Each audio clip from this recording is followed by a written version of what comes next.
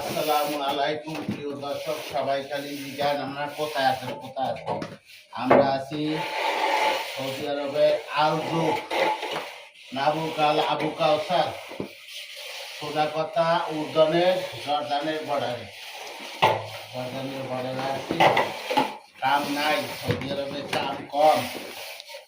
কেউ নতুন কেউ আসবেন না, দয়া করে নতুন আসবেন না। আসলে কিন্তু খানায় জোগাইতে কষ্ট হবে। এত কাজ করু নাই এখানে, খালি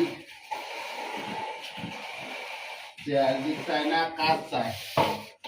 কাজ করার পরে পয়সা নেই। তাই আমরা আসছিলাম, আগে ভালোই ছিলাম আলজুফে, এখন আলজুফে আর শান্তি নেই। আলজুফে মাছ ধরারও পয়সা নাই, কাজেরও পয়সা নাই, কিছু নাই। তাই মানুষ মতন তো এসে বাঁচব না। নিজে গজ মারতে আসি,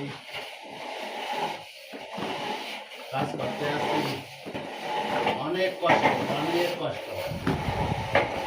সৌদি আরব পাইছে একজনের দালালরা পায় 2000 রিয়াল বেতন, 3000 রিয়াল বেতন। দেখছেন 1000 টাকা কামাইতে মাথার ঘাম পায়ের তলা পড়ে যায়।